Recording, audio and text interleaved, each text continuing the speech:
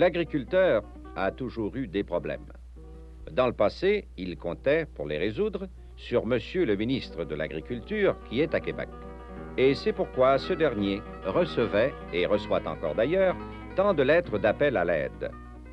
Pour l'agriculteur, seul, isolé, le premier geste était la plupart du temps dirigé vers la lointaine capitale.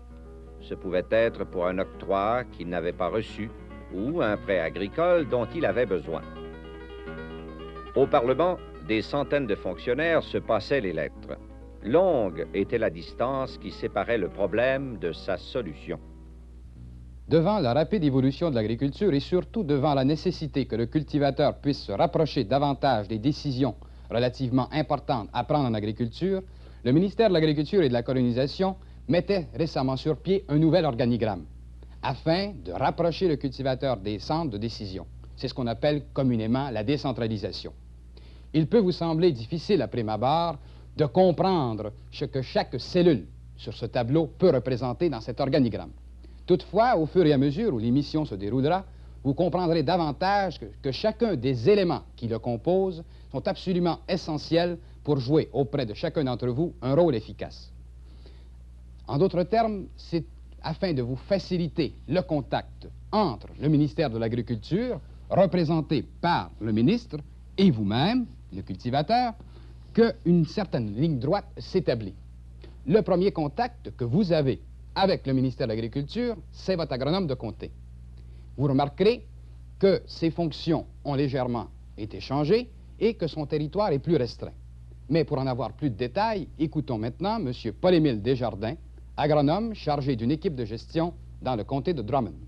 Monsieur Desjardins, qu'est-ce qui est arrivé à l'agronome de comté d'autrefois? L'agronome de comté est devenu ce que l'on appelle un agronome gestionnaire. Autrement dit, un gars qui va travailler avec les cultivateurs davantage, en profondeur et d'une façon un petit peu plus systématique qu'autrefois. Tout le monde autrefois connaissait l'agronome de comté, du moins dans les campagnes. De quelle façon aujourd'hui votre action est-elle plus en profondeur, plus systématique? Notre action est davantage systématique en ce sens que l'on apporte beaucoup plus d'attention aux problèmes agricoles proprement dit, étant libéré d'une foule de tâches qui étaient l'apanage de l'agronome de comté à une époque déjà pas très éloignée. Vous avez parlé de la gestion, on y reviendra, mais il demeure qu'autrefois, on consultait l'agronome de comté pour un tas de petits problèmes techniques. Est-ce que vous donnez encore ce service-là? Dans les cadres des groupes de gestion, nous donnons encore les mêmes services que nous donnions autrefois. Alors, ça veut dire que vous travaillez principalement avec des groupes de gestion. Comment les organisez-vous, ces groupes-là? Ces groupes de gestion que nous organisons peuvent venir quelquefois à la suite de réunions de cultivateurs qui nous font part de problèmes qui les concernent, problèmes économiques surtout. Alors, à ce moment-là, nous pouvons en profiter pour inviter les agriculteurs à faire partie de ces groupes de gestion. Alors, normalement, il y a combien d'agriculteurs dans un groupe de gestion? Généralement, dans les groupes de gestion que nous avons présentement, nous avons 25 à 30 cultivateurs. Mais je crois que la formule idéale serait encore un groupe qui ne dépasserait pas 20 cultivateurs. Alors, comment travaillez-vous avec ces groupes-là? Est-ce que vous visitez chaque agriculteur individuellement? Chaque agriculteur est visité au moins 3 fois par année. Et au cours de l'hiver, nous organisons des cours pour ces mêmes cultivateurs afin de discuter un point de vue concernant la gestion de la ferme. Quand on parle de gestion, on pense surtout à la comptabilité. Est-ce qu'on peut dire que vous faites principalement de la comptabilité de ferme? Si vous faites simplement une comptabilité et qu'à la fin de l'année, vous vous arrêtez au moment où l'on a mis le dernier chiffre, à ce moment-là, je ne crois pas qu'on fasse de gestion. Il faut aller beaucoup plus loin. Il faut d'abord, on a commencé par explorer le terrain, il faut l'analyser, il faut aussi prendre des décisions et puis une exécution, qui est l'apanage du cultivateur, autrement dit. Vous parlez justement de décisions à prendre. De quelle façon aidez-vous l'agriculteur à prendre des décisions importantes? Bien, après que nous avons fait l'analyse de son entreprise, à ce moment-là, eh bien, il arrive que l'on ait besoin de faire appel à certaines formules, par exemple le budget partiel, qui nous permet de déterminer chez tel cultivateur que telle dépense qu'on va faire va être payante, va être rentable pour l'exploitation.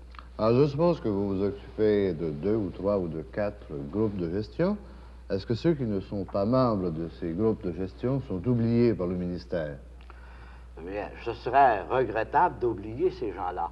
Mais nous ne les oublions pas en ce sens que celui qui veut arriver au même rang que ceux qui font partie des groupes de gestion, nous sommes là pour les aider, pour les orienter, même pour les diriger à l'occasion.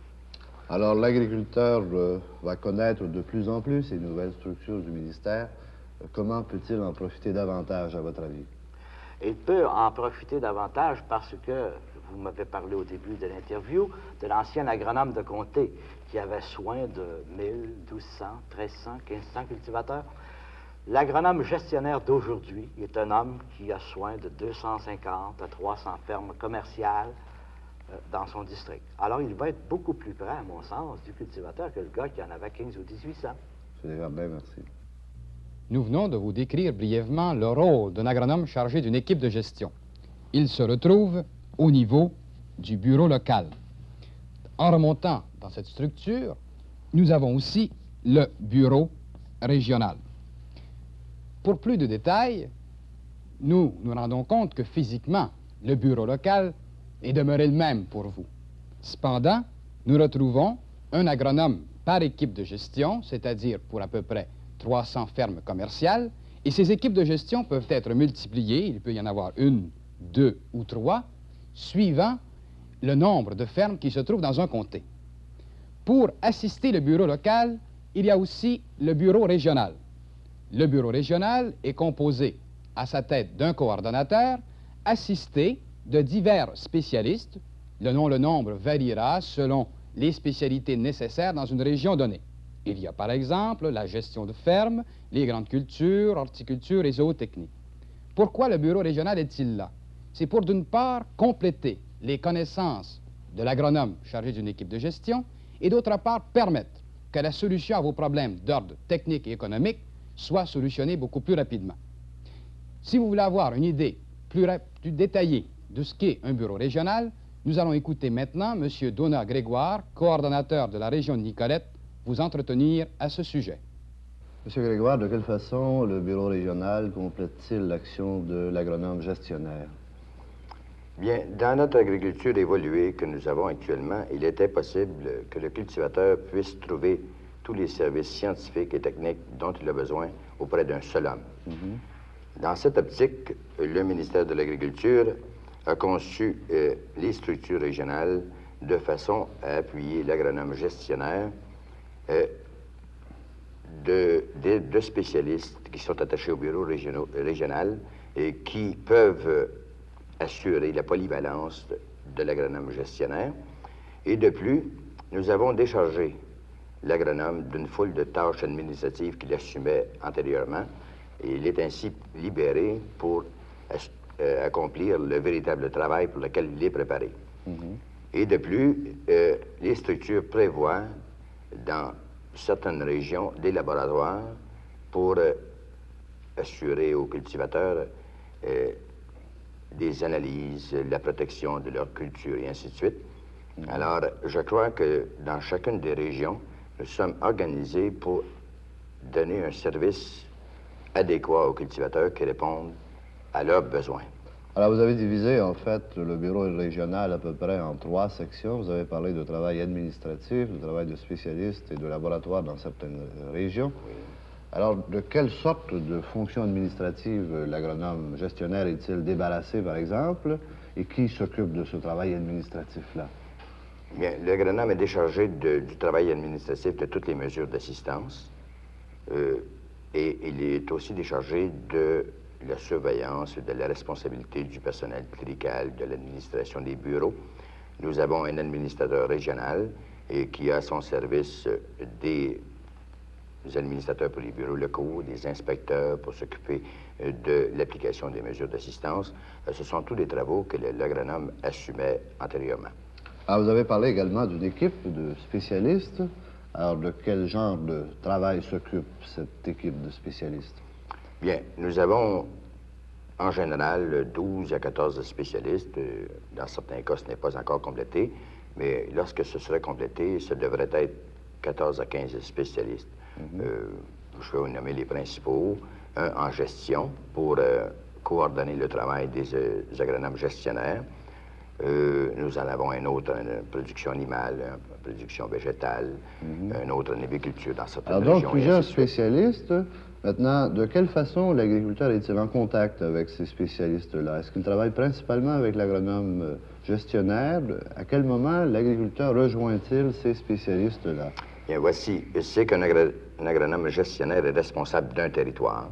Et lorsqu'il a un problème particulièrement difficile, mettons, dans le domaine de la zootechnie, et qu'il ne peut le résoudre seul, il fait appel au spécialiste régional qui va lui aider à résoudre le problème du cultivateur concerné. Maintenant, est-ce que dans les régions, il se fait également un certain travail de planification de l'ensemble des activités agricoles de cette région-là? Oui. Dans la mission du coordonnateur, il est prévu que nous aurons à préparer en collaboration avec les organismes du milieu, les organismes agricoles de la région et tous les corps intermédiaires, et aussi avec les autres régies du gouvernement, en collaboration avec tous ces organismes-là, un plan d'aménagement agricole régional. Une agriculture plus scientifique, qu'est-ce que cela signifie dans la vie quotidienne de l'agriculteur? C'est une foule de problèmes techniques que seul l'homme de science, dans le silence de son laboratoire, peut résoudre. C'est une maladie nouvelle qui apparaît dans un champ. C'est un animal qui souffre d'un malaise dont on ignore la nature et qu'il faut absolument connaître. Afin d'offrir à l'agriculteur les renseignements nécessaires à l'amélioration de son entreprise, un service de laboratoire sera mis en place dans toutes les régions de la province. Avec un équipement moderne, des hommes de science s'attaquent à des problèmes complexes de pathologie animale, de chimie alimentaire, d'analyse des sols, de protection des cultures ou de drainage. Il importe que l'homme de la campagne sache que tant de ressources sont à sa disposition, à son service. Un autre outil relativement nouveau peut lui être d'une grande utilité. Autrefois, on parlait surtout d'analyse des sols. Aujourd'hui, on parle aussi d'analyse des fourrages. Une meilleure connaissance de la composition chimique des fourrages va permettre une alimentation mieux équilibrée, plus économique.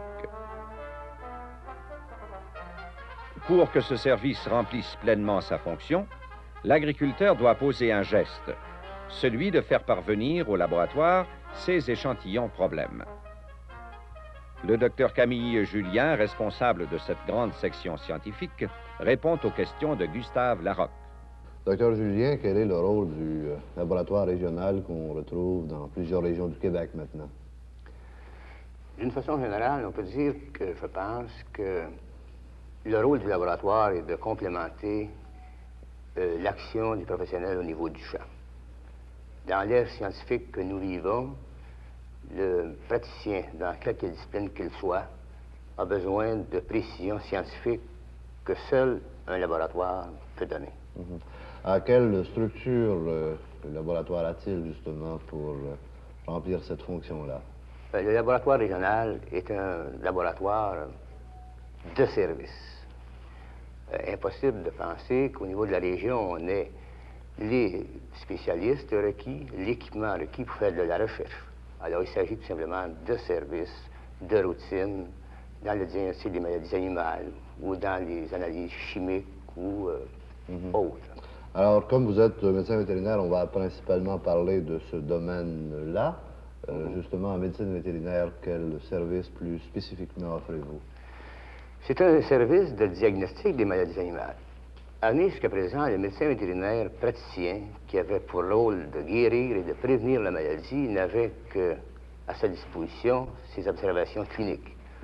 Alors, je n'ai pas besoin de vous dire que souvent, il était pris avec des problèmes de diagnostic qu'aujourd'hui, le laboratoire pourra résoudre. Alors, c'est d'abord le diagnostic des maladies animales au service des agriculteurs et surtout au service des vétérinaires praticiens, je pense. Alors, de quelle façon, à ce moment-là, l'agriculteur peut-il recourir à vos services? Bien, l'agriculteur peut en aucun moment lui-même se rendre au laboratoire, va rencontrer des spécialistes qui s'y trouvent, expliquer son cas. Mais je pense que d'une façon générale, ça se fera par l'intermédiaire du professionnel du champ, soit l'agronome, soit les médecins vétérinaires. Mais de toute façon, vous ne ferez pas le traitement même des maladies. Non, non, absolument pas. Il ne s'agit pas, tu me demandes, de diagnostiquer la maladie. Il ne s'agit pas non plus que le professionnel de laboratoire se rende au niveau du champ pour traiter lui-même. C'est un service de diagnostic. Et dans ce service-là, il y aura en plus de la vulgarisation et aussi des programmes de contrôle de maladies données qu'on rencontrera dans une région en particulier. Est-ce que ces laboratoires-là sont nouveaux? Oh non. Il existe déjà des laboratoires. Il y en a un à Québec, un à Saint-Hyacinthe, un à Montréal. Seulement, il faut dire que ces laboratoires-là ne sont pas très accessibles à la classe agricole. À Québec, par exemple, je vous disais que le laboratoire de pathologie animale est situé au 7e étage de l'édifice. À Montréal, c'est un vieil édifice qui sert de laboratoire. À Saint-Hyacinthe, près de l'école, nous avons un laboratoire qui est mieux organisé. Alors aujourd'hui, le laboratoire est décentralisé au niveau de la région, de sorte que les services seront plus accessibles à chacun des cultivateurs. Nous venons de vous décrire brièvement la composition partielle des structures extérieures du MAC.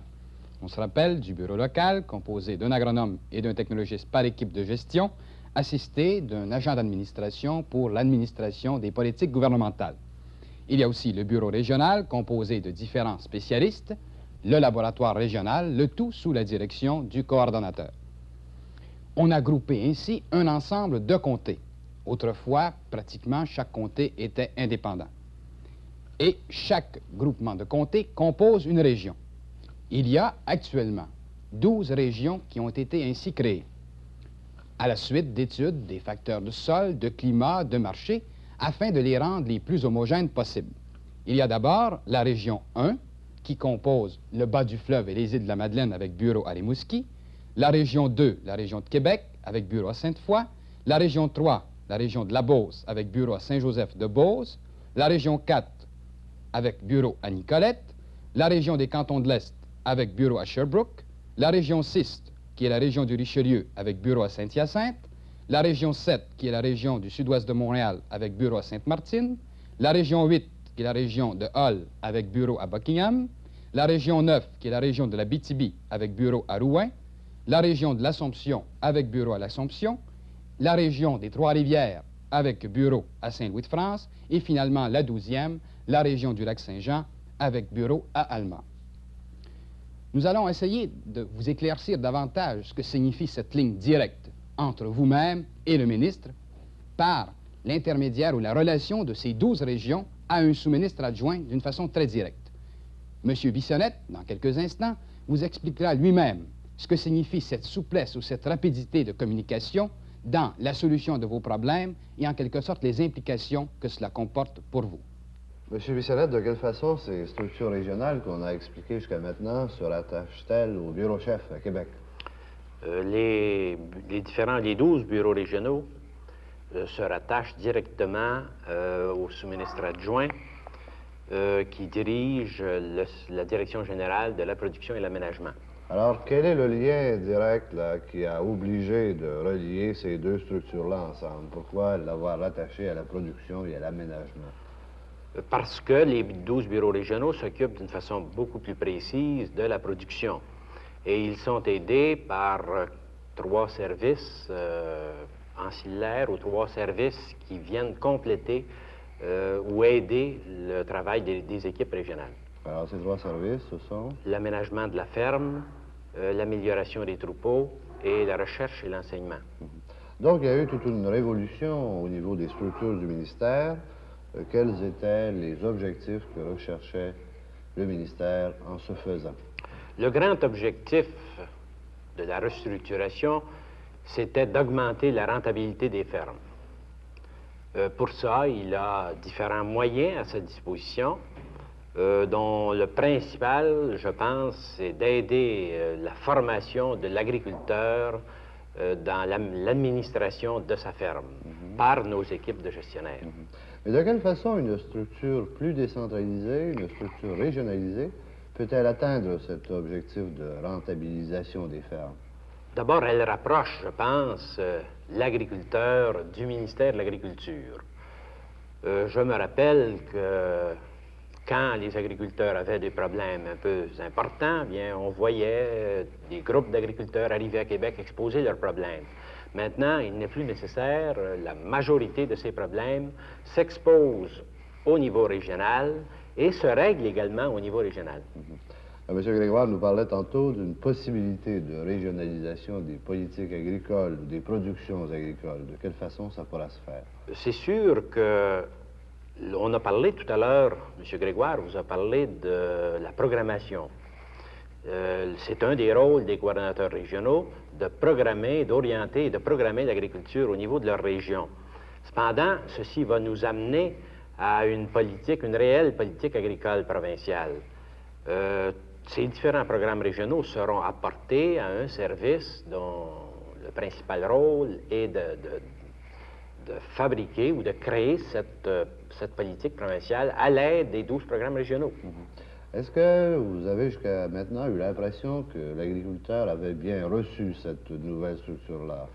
En groupe, nous avons à Québec l'occasion de rencontrer les groupements d'agriculteurs comme l'association professionnelle et nous sommes agréablement surpris de voir qu'en leur expliquant les structures, elles sont très bien reçues et il semble qu'elles répondent réellement à un besoin. Nous souhaitons que vous compreniez maintenant davantage la relation directe qu'il existe entre vous et le ministre de l'Agriculture par l'intermédiaire des bureaux locaux, des bureaux régionaux, plus les laboratoires, sous l'autorité directe d'un sous-ministre qui est relié aux autorités du ministère de l'Agriculture. Maintenant, comment tout cela s'intègre-t-il dans l'organigramme général du ministère de l'Agriculture et de la colonisation? Eh bien, vous vous retrouvez ici à la base. Vous êtes là, le cultivateur. Et les différents éléments qui composent cette structure extérieure se rattachent directement, par l'intermédiaire d'un sous-ministre adjoint, d'un sous-ministre associé, au sous-ministre et finalement au ministre. Pour compléter les structures externes du ministère de l'Agriculture, il faudrait mentionner aussi le service d'aménagement de la ferme. C'est celui qui s'occupe des travaux mécanisés ainsi que des mesures d'assistance sur la chaux et les engrais chimiques. Il y a aussi le service de la recherche et de l'enseignement.